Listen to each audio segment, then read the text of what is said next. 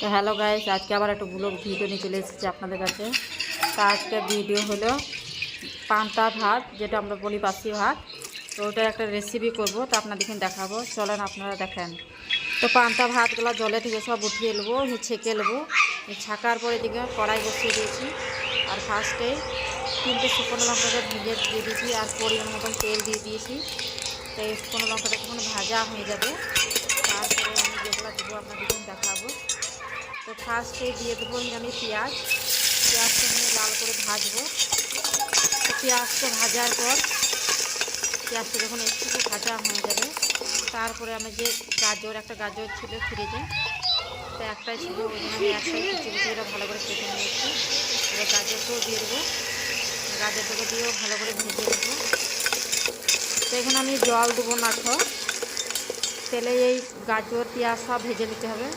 আর একটু গাজরটা সিদ্ধ তাড়াতাড়ি হওয়ার জন্য আমি একটু লবণ দিয়ে দিলাম। লবণটা দিয়ে এদিকে একটু হলুদ দিলাম। হলুদ দিয়ে একটা ডিমকে দেবো, তো একটা ডিম দেবো, বেশি ডিম দেবো না এখন। তো এদিকে ডিমটা দিয়ে দিলাম, ডিমটা দিয়েও ভালো করে ভেজে নেবো। সব যখন ভাজা ভাজা হয়ে যাবে, তারপর যে পান্তা ভাতগুলা ধোয়া আছে, তো এই পান্তা ভাতগুলাই দেবো। পান্তা ভাতগুলা দিয়ে ভাজি করবো, একবারে যেরকম চাউমিন করে সেইভাবে ঝুড়ি করে একটু ভাজা করে নেবো। তো এদিকে পান্তা ভাতগুলো জল ঝরাইতে দিয়েছিলাম, তো পান্তা ভাতগুলো জল ঝরে গেছে। এবার পান্তা ভাতগুলো আমি দিয়ে দেবো। এবার একটু অল্প দিলাম, এবার তারপরে সবকে দিয়ে ভালো করে ভেজে নিলাম। তো এদিকে পান্তা ভাতগুলো সব ভাজা হয়ে গেছে। তো এত সুন্দর লাগছে যে ফ্রাইড রাইস। তো ভিডিওটি যদি ভালো লাগে লাইক শেয়ার কমেন্ট করবেন। তো এদিকে 4 জনের আমরা করে নিয়েছি। তো এদিকে আনমোল খেয়ে বলবে যে কেমন হয়েছে। তা আনমোল খাওয়ার লেগে খুব ছটফট করছে, তখন ফার্স্টে দিয়ে দিলাম। তা আনমোল খেয়ে বলবে যে কেমন হয়েছে।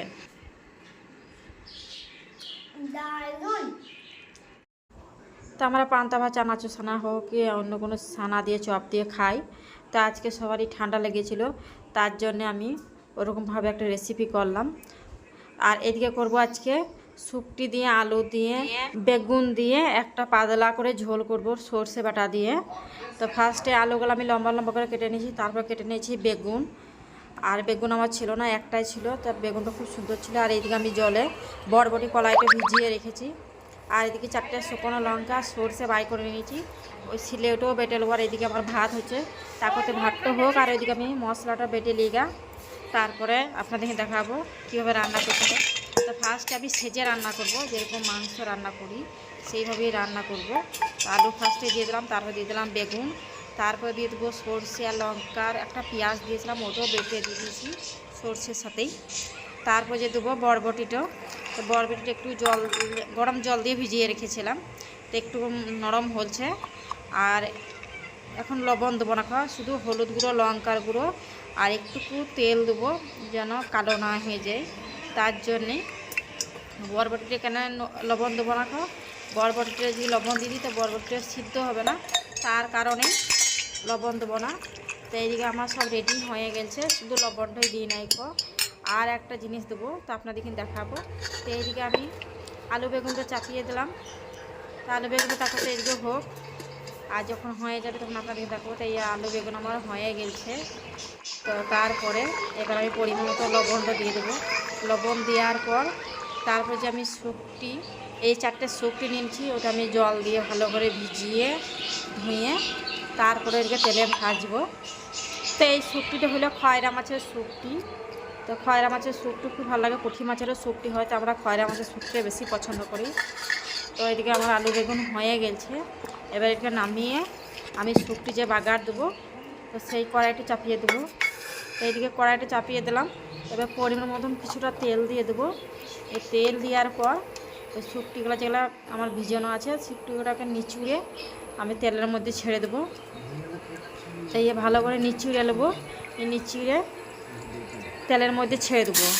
একটু ভাজা ভাজা যখন হয়ে যাবে, তারপরে আমি বেগুন আলুতে দেবো। তো এইদিকে দেওয়ার সঙ্গে সঙ্গে তেলটা প্রচুর গরম হয়ে গেছে, আর এদিকে ভাজাও হয়ে গেছে। তো আমি এবারে আলু বেগুনে দিয়ে দেবো। তো এরকম আলু বেগুন শুক্তি দিয়ে বরবটি কলাই দিয়ে দারুণ লাগে। আর আরেকটা জিনিস দেওয়া হয়, দিলে পরে বেশি ভালো হয়, ওটা হলো মূলো। তো মূলোটা দিলে পরে খুব সুন্দর টেস্ট লাগে, আমার কিন্তু পছন্দ লাগে। তো ওরকমভাবে একদিন রান্না করে আপনাদেরকে দেখাবো। তারপরে দুটো বিলাতি ছিল, তো ওটাকে টমেটো বলে, তো আমরা বিলাতি বলি।